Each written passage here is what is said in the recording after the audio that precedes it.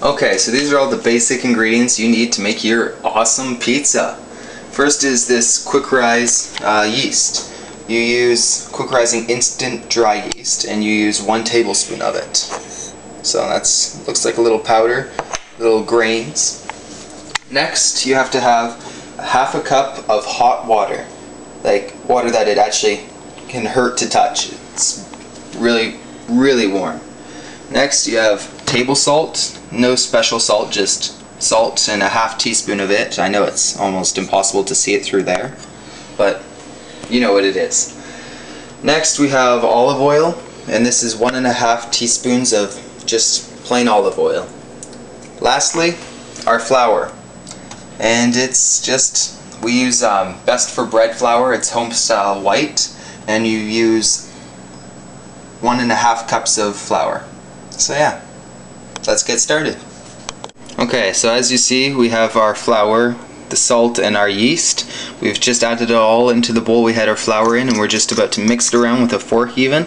So just make sure it's nice and mixed up. You don't want too much of the yeast in one place, you just want it all to be even. And there we go. So now we'll move on to the water.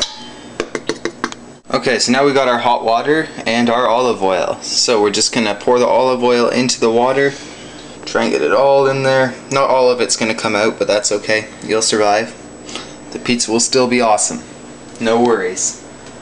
So now you just take this and you add it into your flour, just little bits at a time. So we're gonna put in a little drip, not too much to start, and get your handy dandy fork again and get mixing. So just work it in until it's gone. This looks like it's gone.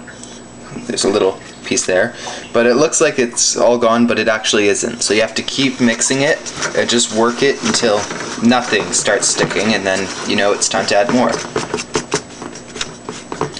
Wipe it off the fork.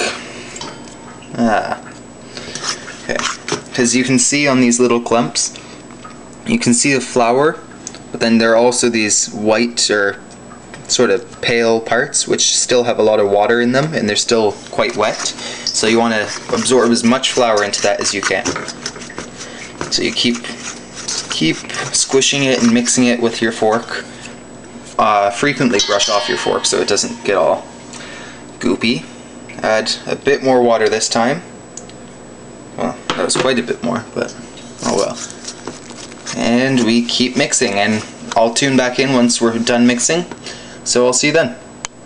And we're back. This is the dough now. This is what it will look like. You may have it turn out so there are little bits just like this lying around, clumpy, so you just want to squish that together into the dough as best you can and get yourself a nice little ball. Just thought we'd do a little checkpoint here. I'm gonna go and get the table ready with some flour, just sprinkling it over top. I'll show you it when we're ready to knead. I'll be right back.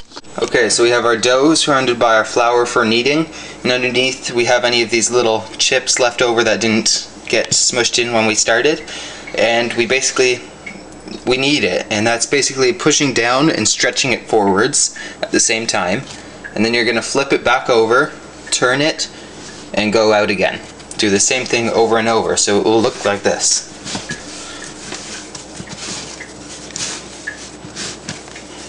And you keep doing this for about 4 minutes until the dough gets smooth and it's elastic-like. So if you squeeze it a little bit, it will compress and then it will expand back to the shape it was with a few little marks from your fingers. So we'll check back in about 4 minutes when we're done kneading our dough. See you then.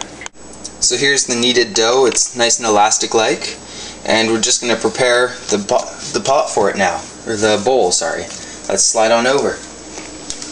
So you just have a nice big bowl and some butter. Nice little stick of butter, and you just go around and rub it all over the inside to get it all greasy.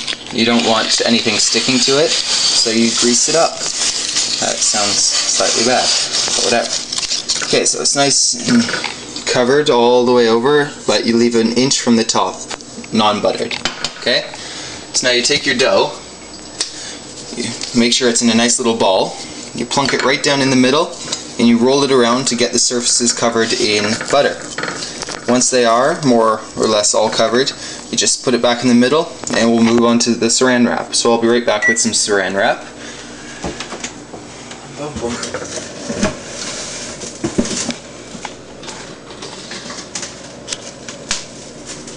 Okay, so here is our saran wrap, which is bunching up on me. You just put it over the bowl and you make sure it's an airtight seal. So I tend to put my body against one side of it and I pull the other side over. Make sure it's a nice good fit and pinch it, pull the next side over and turn the bowl, pull it over again while pinching it against your body, and one final pinch and pull. Make sure it's a nice tight fit, no gaps anywhere, or else the dough won't rise properly. So there, you should be able to do this and no air will be escaping and it won't go in. So now you set it under a light like this one. So you set it under there and it will rise for about an hour, and then we'll return and we'll show you rolling it out and putting on our favorite toppings. See you then, guys. Okay, so while we're waiting for our dough to rise, I'm going to show you how to make a very good drink to go along with your pizza. All you need is some grenadine syrup. Get in there. Okay, awesome. Some orange juice, preferably no pulp. And a ginger ale, or if you want club soda. Really, some main non-too flavorful cola pops. Like, you can't have root beer or Coke with this. It'd just be disgusting. And some crushed ice, about a third to half of the way up the glass. So, you start by getting your orange juice and filling it up until it covers all the ice. So you just pour it in, up, and it covers the ice, so you stop. Pour it up, covers the ice, so you stop. And if you want, you can add a bit more to make it just a little bit tastier even. So there we go, there's a bit more orange juice in each. Do up your orange juice so it doesn't spill. Now you had your grenadine syrup. You just put a nice little drizzle in. Make sure you don't go light though, because then you won't get the full flavor. So you add it in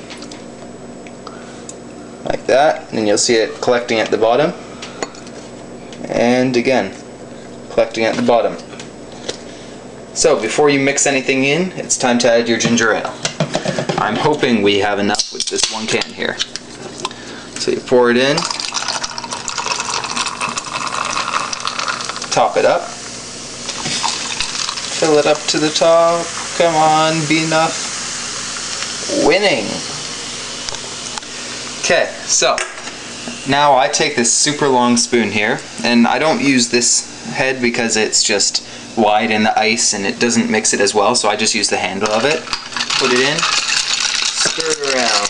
It'll go from an orange to a pink, and then you can add more syrup to it. If it doesn't look red enough to you, which this doesn't look red enough to me. Doesn't fit my taste, so we add a bit more grenadine syrup. Mix it around. Add a teeny bit more.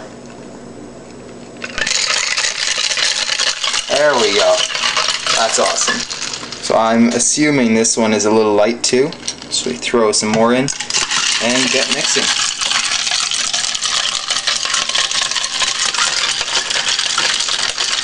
Awesome. Okay, so my awesome brother Evan, he's done the filming for us. Thank you. So we're going to come back in about half an hour to look at the dough after it's partially rised. And yeah, thanks. We'll be back.